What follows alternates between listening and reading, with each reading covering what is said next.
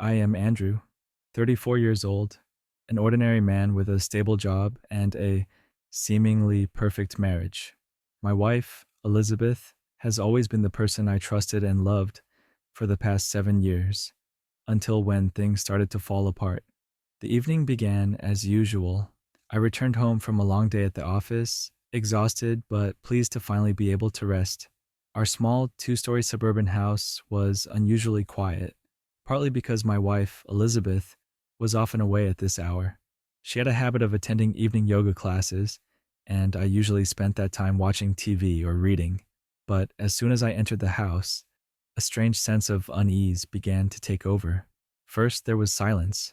Not the usual comfortable silence, but a silence that felt like everything was holding its breath, waiting for something to happen. I put down my bag and walked into the kitchen, intending to make a cup of coffee. That's when I saw it, a small note taped to the refrigerator. At first, I thought it was a note from Elizabeth, as usual, a reminder to pick up groceries or make breakfast for tomorrow. But as soon as my eyes caught sight of the scribbled words on the paper, I felt my entire body freeze. If you knew what happened in Miami, you wouldn't be able to forgive her. I stood still, a wave of shock washing over me. Miami. That's where Elizabeth had just returned from her best friend Barbara's bachelorette trip 2 weeks ago. I remembered her dragging her suitcase out the door, excitement written all over her face. "It's only 2 days, honey. I'll be right back," she said, and kissed me before getting into a taxi. The trip was not unusual. I knew women who liked to hang out with friends before one of them got married. Elizabeth always said she loved my confidence in her, and I was always proud of her for never doubting her. But now all I could think about was what happened in Miami and who wrote this note. I picked up the paper, feeling like I was holding a small piece of a huge puzzle, full of chaos and mystery. But what that puzzle was, I couldn't figure out. Anxiety began to creep in. Had someone come into my house to leave this piece of paper? Or had Elizabeth left it there for some reason? The questions raced through my mind, but none of the answers made sense. Then my eyes fell on something else, a receipt lying neatly on the kitchen counter. I walked over and picked it up. It was from a tattoo parlor in Miami. I read the date, the same time Elizabeth had gone on the trip. Elizabeth was never into tattoos. I was sure of that. During the years we were together, she always made fun of people who got tattoos, calling them fads or unnecessary. But if that was the case, why did she visit a tattoo shop on that trip? I started to feel something was wrong. The note and the receipt were not a coincidence. I needed answers, but right now, I had no idea where to start. I put the tattoo receipt down on the table, my mind racing with questions. Why was Elizabeth, who was adamantly against tattoos, in a tattoo parlor in Miami? What was the tattoo? And why had she never mentioned it since she got back? I tried to calm myself. Maybe this was just a joke her friends had made, or a funny memory from the trip that she hadn't gotten around to telling me. But deep down, I knew it wasn't that simple. The memory of Elizabeth's averted gaze when I asked about Miami flashed through my mind. I remembered how she'd been reluctant to answer when I'd asked what they'd done there. "Oh, nothing special," she'd said, her eyes darting quickly past me as if she were hiding something. "Just a bunch of girls drinking cocktails, going to the beach, and chatting." I didn't think much of it then, but now. Over the past 2 weeks, she's changed. She's become quieter, seemingly absent-minded all the time. There were even nights when I'd catch her up late, scrolling through her phone in the dark. When I asked her, she'd just smile and say, "Just checking some random stuff. Go to sleep." But now, I can't help but wonder if all those signs were related to Miami. I held the receipt and the note in my hand and sat down on the couch, feeling as heavy as a boulder on my chest. Everything in the house was still, but not in my head. There was chaos brewing, a mix of anger, confusion, and fear. I felt like I was standing on the edge of a cliff, just waiting for the slightest push to send me tumbling. I looked at my watch. It was almost 9 o'clock, and Elizabeth should have been home by now. I opened my phone, about to text her where she was, but my fingers froze. Something inside me stopped me, a feeling that I shouldn't rush. I put the phone down and instead started thinking about my next steps. If Elizabeth was hiding something, I needed to know. But I also needed to be careful. because once I set foot on this path, I knew there was no going back. Just then, I heard the key turn in the lock. The front door opened, and Elizabeth walked in, her face tired but still smiling when she saw me. "I'm home," she said, hanging her bag on the rack and coming toward me. "Have you had dinner?" I looked at her, trying to keep my voice as casual as possible. "Okay," I replied, my voice calm. "How was your yoga class?" "Same as always," she replied, grabbing a bottle of water from the fridge and sitting down across from me. But I could see something in her eyes. A little tired, a little worried, or maybe it was just my imagination. "Well," I began, trying to keep my tone casual, "I found this today." I pulled out the receipt from Miami and set it on the table. Her eyes were glued to the piece of paper, and I could see her fingers tremble slightly as she picked it up. "This," she stammered. "Oh, I forgot. My friends dared me to get a small tattoo. It's nothing really. It was just a joke." I squinted, not taking my eyes off her. "Where's that tattoo?" She blushed slightly, stood up, and pulled down the waistband of her jeans to reveal a small tattoo, a tiny heart near her hip. "Here," she said, forcing a smile. "See? It's no big deal." But I couldn't help but notice one important detail. Inside the heart shape is a small letter, C. "What does C stand for?" I asked, my voice turning cold. "Oh, I think it means cute. I think a heart would work with a small letter inside," she explained. But her forced smile and eyes that refused to look me in the eye told a completely different story. I nodded, but a million questions were already forming in my mind. I knew I wouldn't stop there. If this tattoo was meaningless, then why did it confuse her so much? And what did that C really stand for? After that evening, I couldn't stop thinking about the tattoo and the strange note. Every time I saw Elizabeth, I wondered if there was something else she was hiding. At first, I tried to convince myself that I was overthinking things, but small changes in her behavior kept arousing my suspicions. Elizabeth was usually chatty, especially in the evenings after work or yoga, but now she ate quietly, often more interested in her phone than in talking to me. Once I asked her what she was watching, and she simply said, "The news." But when I walked over, she immediately locked her screen and placed her phone face down on the table. One morning, I woke up at 2 a.m. to the sound of her phone ringing. Elizabeth was sitting on the bed, the light from the screen illuminating her face. I watched her quickly dismiss the call, then scroll through her messages. When she noticed me looking, she quickly turned off the screen and smiled wryly.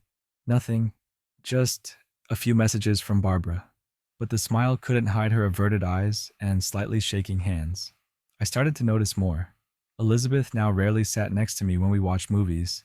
When I asked her why, she said she needed time alone to relax, that she felt stressed from work and needed space. But I knew that wasn't the real reason. The real reason was hidden behind a poorly concealed lie. Then one day, I noticed something I hadn't noticed before. Elizabeth started taking more care with her appearance. She bought new clothes and wore more makeup when she went out, even if it was just yoga or running errands. I jokingly asked, "Is there a special occasion today?" She laughed and said, "No, I just wanted to freshen up." But I couldn't help but wonder, who was she trying to freshen up for? My suspicions continued to grow, and I knew I couldn't sit still. One afternoon, when Elizabeth went out to meet friends, I decided to check what she had left in the house. I wasn't one to invade other people's privacy, especially my wife's, but this situation was different. I needed to know the truth. I started with the easy part, her wallet. In the smallest pocket, I found another receipt. This wasn't the tattoo receipt I'd seen before, but a receipt from a bar in Miami, dated 10:30 p.m., day 2 of the trip. The bar was called the Moonlight Lounge. What was interesting was the drink listed on the bill: 2 Cosmopolitans and 1 whiskey sour. Elizabeth didn't drink hard liquor, especially whiskey sours. The question immediately popped into my head. Who was she drinking with? Continuing my search, I found a small notebook tucked away in her bag. I opened it, and the first thing I noticed was a page with a heavy pen mark, as if someone had written something in a hurry. However, the page had been torn away. I couldn't read what was written, but the feeling of something being hidden only made me more nervous. After rummaging around a bit more, I found something I hadn't expected: a small handkerchief embroidered with the letter C in gold thread. I stood still, trying to calm myself, but the details seemed to be piecing together a dark picture in my mind. The C on the tattoo, and now on this handkerchief. Who was C? That evening, I tried to keep my cool when Elizabeth returned. I asked her about her trip to Miami, deliberately more relaxed this time, as if I was curious rather than suspicious. Did you stop by any interesting bars? I asked, faking a smile. Elizabeth paused for a moment, then replied, "Oh, we went to a few places, but I don't remember the names. We just had a few drinks and then went back to the hotel." Her answer didn't match the receipt I found. "What about the Moonlight Lounge? That sounds interesting," I continued, keeping my face impassive. She paused, her eyes widening as if she had been caught red-handed. "Ah, one of the bars we stopped by, I guess. How did you know its name?" I smiled, but inside I felt like a storm was brewing. "I was just guessing," I replied, but I knew I had touched on something she was trying to hide. Elizabeth didn't say anything more, but I could see the confusion in her eyes, which only made me believe that my suspicions weren't unfounded. I couldn't stop thinking about the bar bill, the handkerchief with the C embroidered on it, and Elizabeth's confused reaction when I mentioned Moonlight Lounge. These clues whispered to me that there was a bigger story, but I still didn't see the whole picture. I needed more evidence, something more concrete, irrefutable. The opportunity came late one night. Elizabeth was in the shower, her phone on the kitchen table, the screen unlocked. I sat in the living room, pretending to read a book, but in reality, my eyes were glued to my phone. This might be my only chance to find out the truth. I stood up and walked over, a flash of guilt washing over me. I never wanted to be the type to invade someone's privacy, but in that moment, doubt won out. I picked up my phone and quickly scrolled through my messaging apps. The first name that caught my attention was Christopher. A conversation popped up as soon as I clicked on it. The first message made my heart stop. "Christopher, I can't stop thinking about that night, Elizabeth. You drive me crazy." I continued to scroll down, each message like a knife stabbing into my chest. Elizabeth. I can't forget it either. I wish I had more time in Miami.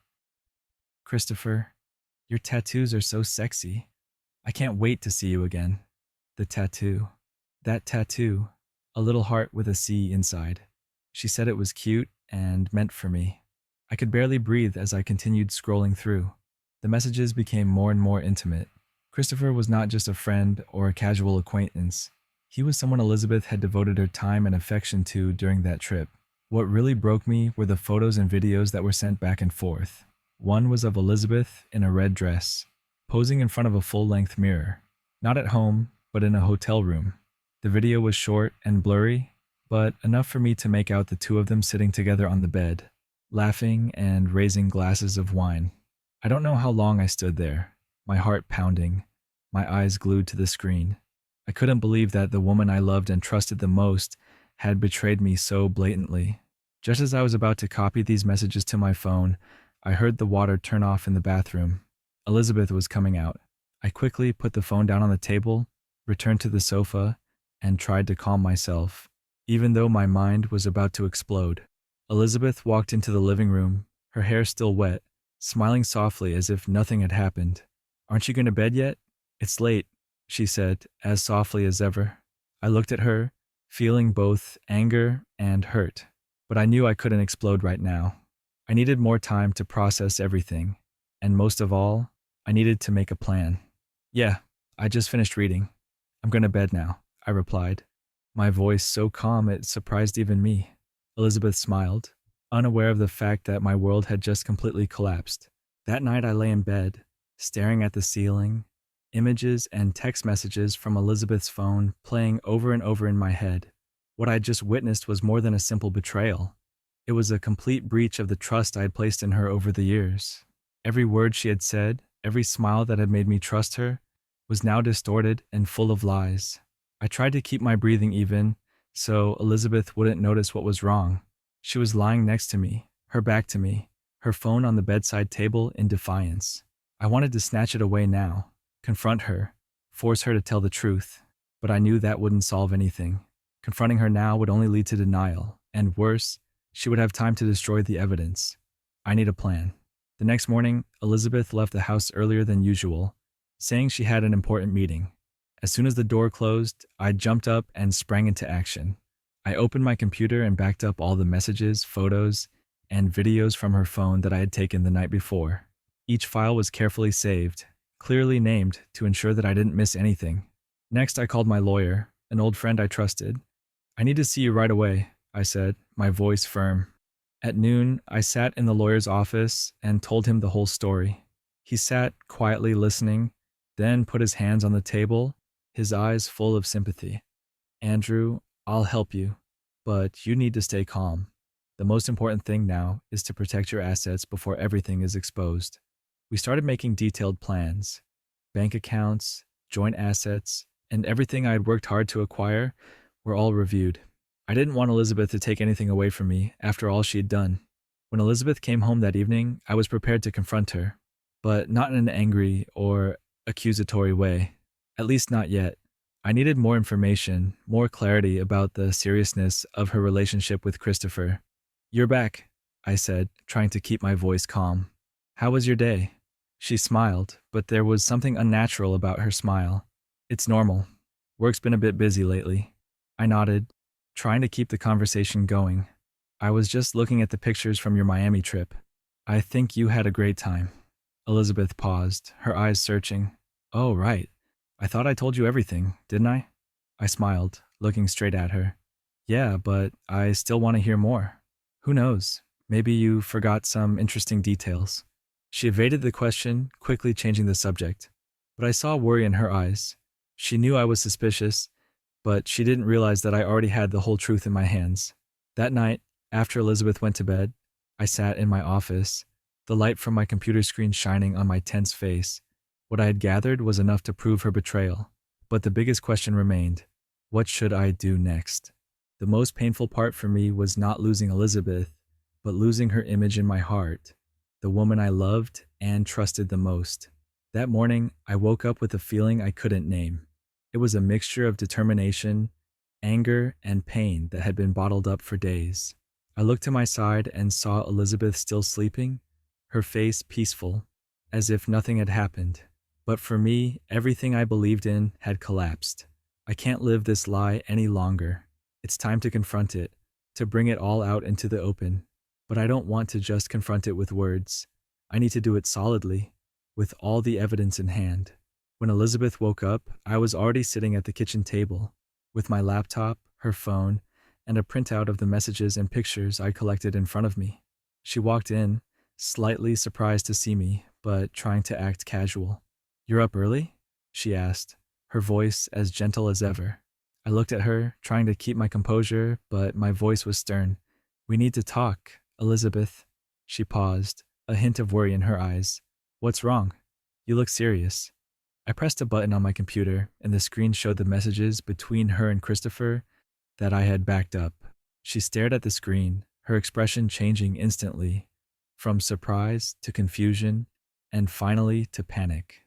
"Elizabeth," I said, my voice cold as ice, "do you have anything to say about this?" She stepped back, her hand shaking over her mouth. What did you do? How did you get these?" I stood up, keeping my eyes sharp on her. "Don't ask me what I did. You should ask yourself what you did, Elizabeth. You betrayed me. You betrayed our marriage. Did you think you could keep this from me forever?" She started to cry, trying to justify herself. "It was just a mistake. I didn't mean for this to happen, Andrew. I'm sorry." "Mistake?" I laughed sarcastically. "Mistake was meeting him in Miami? Mistake was getting a tattoo with his initials? Mistake was sending him those pictures? What else do you want me to believe, Elizabeth?" I looked at her standing there, tears streaming down her face, her lips trembling, unable to say anything more. But I didn't feel pity. I felt like I had lost everything that mattered most to me, not because of my fault, but because of her selfishness. Elizabeth sat down in her chair, her face pale. The tears that fell did nothing to ease the anger boiling inside me. "Andrew, please, just listen to me. It's not what you think," she said, her voice cracking. I laughed, a bitter laugh. "Not what you think? How am I supposed to explain this? This message," I pointed at the computer screen. "This photo, this video, do they all not exist? Or are they products of your imagination? She looked down, unable to meet my eyes. It was my fault. I was drunk, Andrew. I lost control that night. I don't know what I did. Drunk? I repeated, my voice full of sarcasm. So drunk that you would send those pictures, say those sweet things to him, and even get his name tattooed on you? Elizabeth, do you think I'm that stupid? She looked up, her eyes filled with tears. I don't love him. It was just a moment of weakness. Just one time. I didn't want it to go that far. I slammed my hand down on the table, the loud bang startling her. Just once? I yelled. What about his text? I can't forget that night. Or how you said, I wish I had more time in Miami. That was, just once? Elizabeth didn't reply, and her silence only added fuel to the fire. Inside me, anger was like a volcano erupting. But more than that, there was a feeling of irreparable brokenness. I trusted you, Elizabeth. I believed that you were someone I could rely on, someone I could share my life with. But you ruined it all. For what? A man I've only known for a few days? She stood up, trying to walk closer to me. Andrew, please, don't do this. I know I was wrong. I will do everything I can to make it right. Please don't leave me. I stepped back, not letting her touch me. Fix? How can I fix it? I broke everything we had. And worse, I'm not sorry. I'm just scared of being found out. That's the truth. Elizabeth collapsed into a chair, sobbing. But for the first time in my life, I felt no pity. All I saw before me was the woman I had loved, now a traitor and liar. I took a file from the drawer and placed it on the table. Here's the divorce papers. I have them ready. I do not want to continue this marriage. She stared at the file, her eyes filled with despair.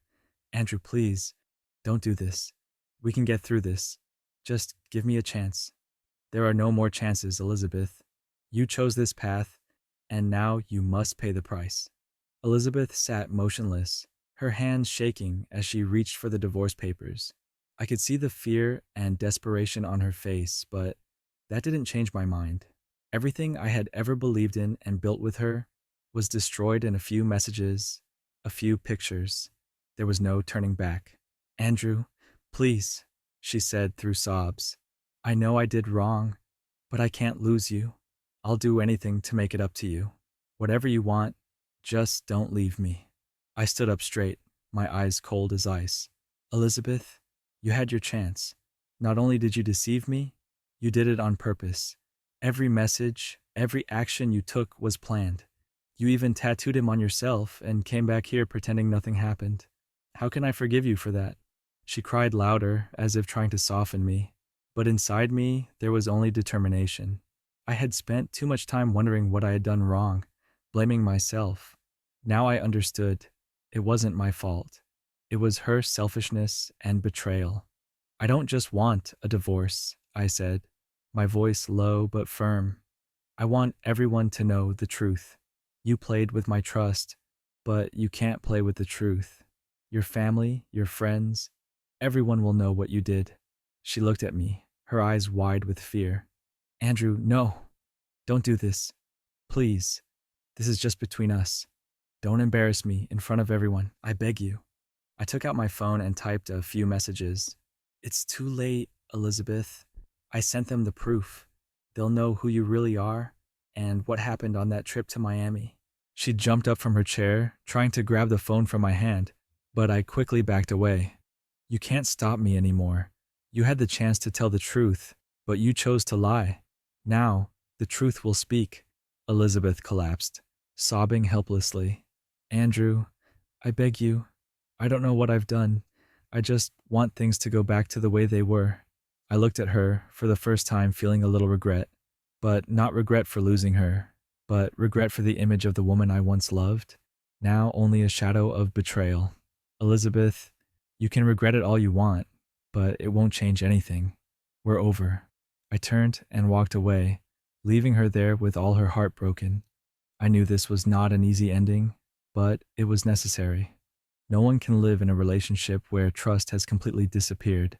In the days after the confrontation, the house was eerily quiet. Elizabeth had packed up and left shortly after we finalized our divorce.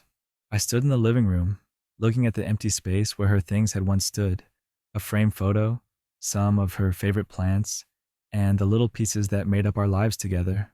All that was now a memory. At first, I felt empty. The house felt larger, but also colder.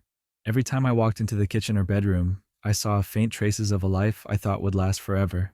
But instead of giving up, I decided that I needed to get up. The past was the past, and now I had to face the present. I started to change things. The photos of Elizabeth and I were taken down, replaced with landscapes and personal memories of my own. I repainted the living room walls, choosing a brighter color, as if to mark a new beginning. This was not only a way to refresh the living space, but also a way for me to affirm that I was ready to let go of what no longer belonged to me. One day, while cleaning out my bookcase, I found an old album that Elizabeth and I had made together. Inside were photos of our first trip to the beach, of laughing in the kitchen, of what I thought were the happiest moments of my life. I flipped through the pages, feeling the pain rise up little by little, but instead of avoiding it, I let myself feel it. I realized that letting go didn't mean denying the past. Elizabeth had been a big part of my life, and those memories would always be there, but they no longer had control over me. I closed the album, put it in a box, and put it away. Not to forget, but to keep it in its rightful place, a part of my memory, not my present. The first morning after Elizabeth left, I woke to an unusual silence. No more noise from the kitchen, no more familiar voices calling me. But instead of feeling lonely, I felt a strange sense of peace, as if the house and I had been freed from an invisible burden. I decided that I needed to change my routine, not just to fill the void, but also to find myself. Instead of staying home on weekends, I took a photography class, something I had wanted to try but had never had time for. At first, I felt awkward being in a group of strangers, but over time, I realized that learning something new was not only a way to hone my skills, but also a means to build a new version of myself.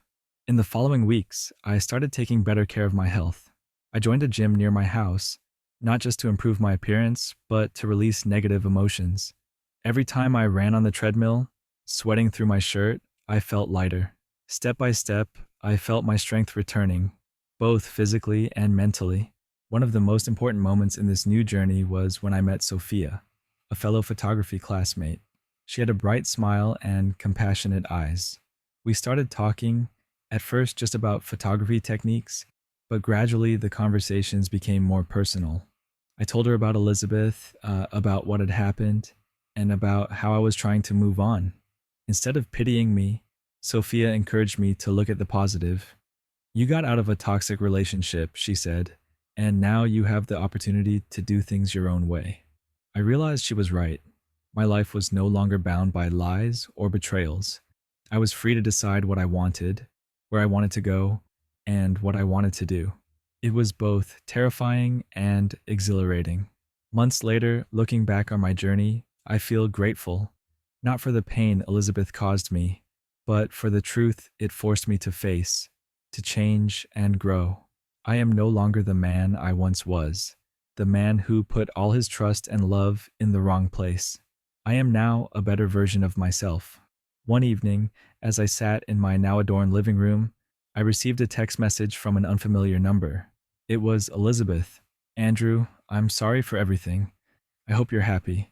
I looked at the message, feeling my heart no longer ripple like before. I didn't reply. Not because I hated her, but because I had let go. Elizabeth was in the past, and I was ready to move forward. A few years later, I was sitting in a small cafe near the beach, the afternoon sun streaming through the glass windows, making everything golden. In front of me, Sophia smiled gently, her eyes sparkling as she told me about the latest photo she had taken on a trip. Next to us was a little girl, with blue eyes and curly hair like her mother, doodling in her notebook. "Daddy, look at this." She held up a piece of paper, which had a drawing of a small house in the middle of a field of flowers. I bent down and admired her work, feeling a simple yet complete joy spread through me. Life changed in ways I never imagined.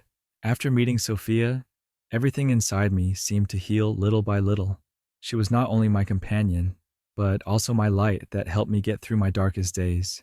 We took our time, let things progress naturally, and eventually our love blossomed in a pure and sincere way. Looking at Sophia and my daughter, I realized that happiness is not something you look for in others, but something you build yourself when you learn to love yourself. The years of suffering with Elizabeth are no longer a burden, but a lesson for me to appreciate more what I have.